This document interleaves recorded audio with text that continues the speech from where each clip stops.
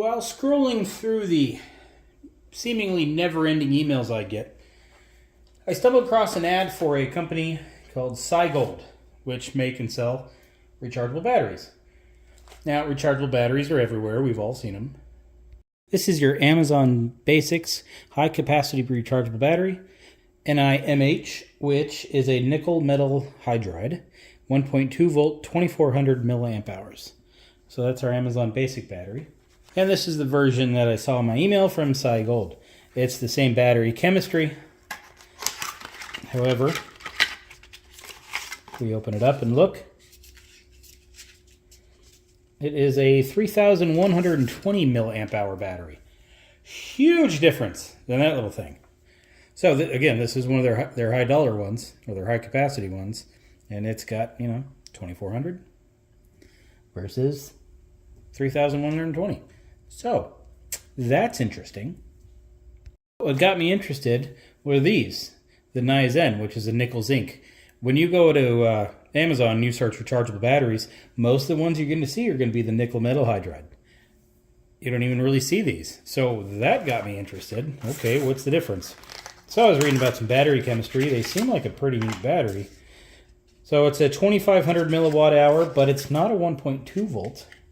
And they are a 2500 milliamp hour battery compared to the 2400 that are high capacity Amazon ones are. So yeah, pretty interesting. So I'd like to do a little test and see how good these batteries actually are. So I got the two varieties, both AA's and AAA's on both different types. Now our nickel metal hydrides can use any average everyday charger. This one even says on the back of it, NiMH, or nickel metal hydride, or NiCd, whatever that is. So we're going to use that charger for those batteries. But for these beauties, you need a different charger, a different type. They also have the charger for it. So I guess this is kind of a smart charger. It stops charging when the batteries are full. We have your standard USB-C put on the back. I mean, that's a pretty fancy charger. All right, so we'll let that sit, do its charging thing. And over here, let this charger charge up these things. Okay, well, those charge. Take a look at this.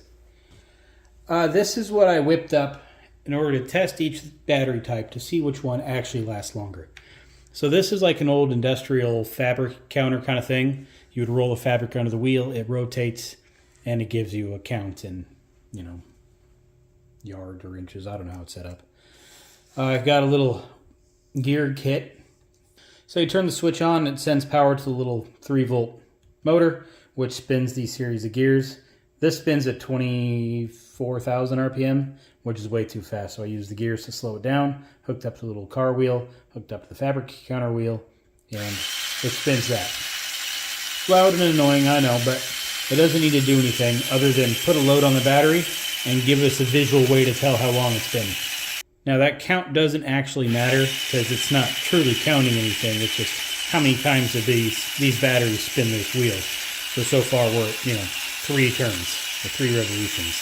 But again, there's no measurement here. So let's call it Libras. So we're about to hit 4 Libras. All right, so these batteries so far have turned this wheel 4 Libras. Anyway, so we're going to use standard AA's. Alrighty, I got a new pack for this. I used some, to build this thing. But I got 2 brand new ones in here. I'm going to throw it in here, reset that counter. Oh, batteries, get over there. So reset the counter. Put in some brand new batteries.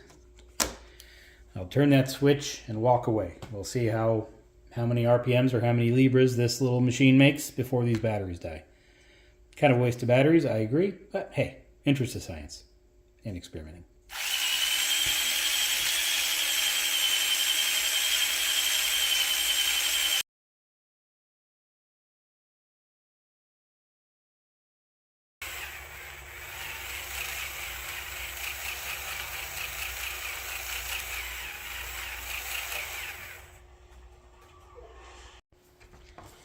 735, let's call it 1.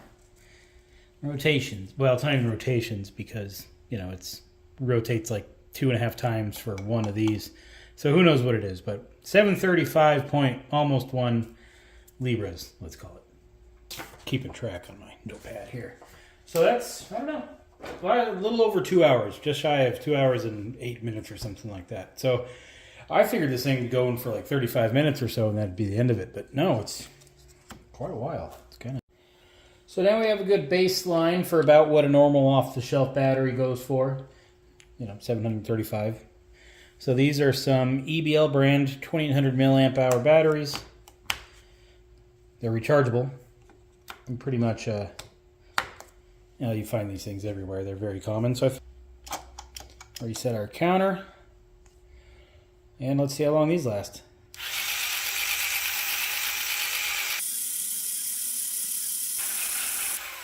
Well, it's getting close.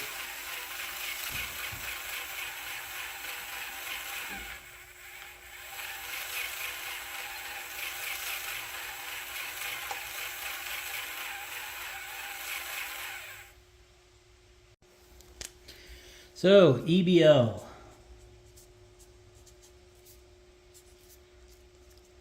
692.3.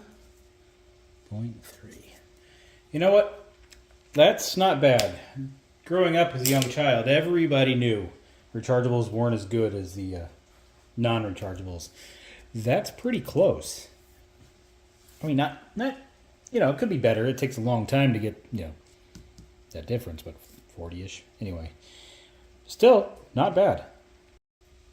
All right, next up are the Scigold nickel metal hydride.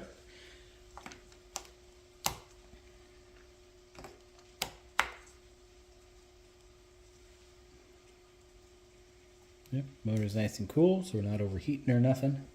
So let's give it a go.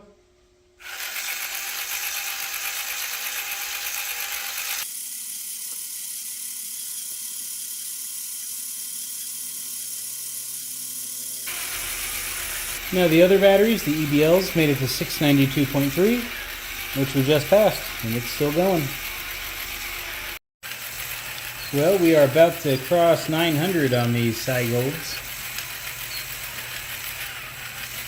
Look at that.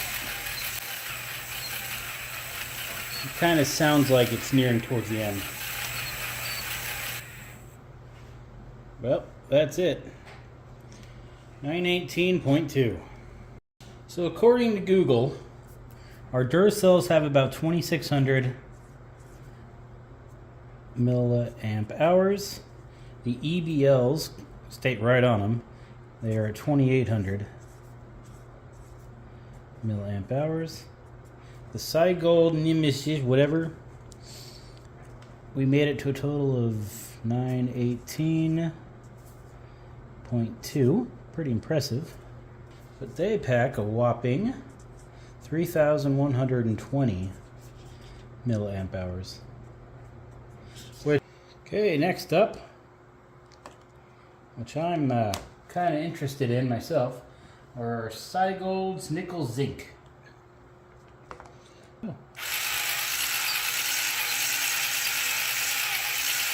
So these have a higher voltage than our AA's at 1.6 volts. And right off the bat, you can really tell the difference because it's spinning it a little faster. Like, noticeably faster. Anyway, let's see how long they go for. Yeah, last ones, there they go. Alright. Looks like it made it 633.8.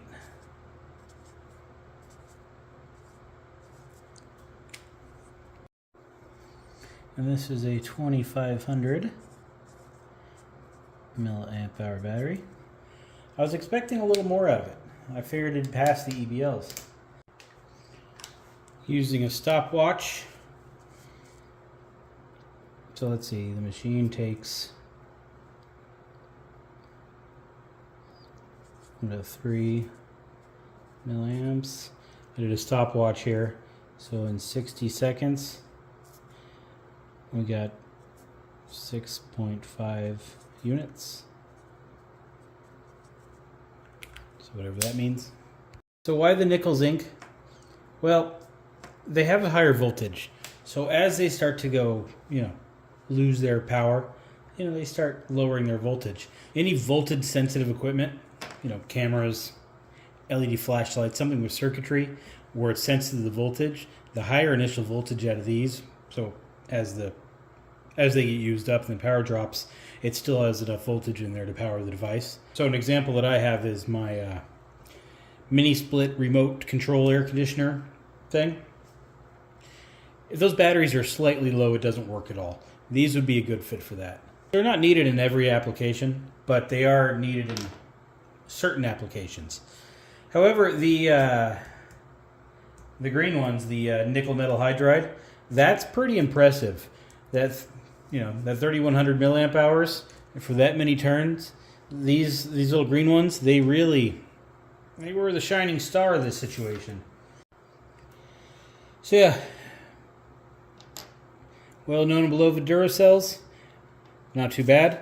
Kind of gave us our baseline. The cheap, common ones, they're fine. Blue ones, well, very use case specific. Still a rechargeable battery. But these little green guys, woo, impressive. Do what you will with this information. Put a link below to these two batteries in case you're interested. Pretty impressed with these little green ones though. These are going to my remote control of my air conditioner. Solved that problem for probably a long time. So yeah, like I said, very use case. These, impressive. All right, see you later.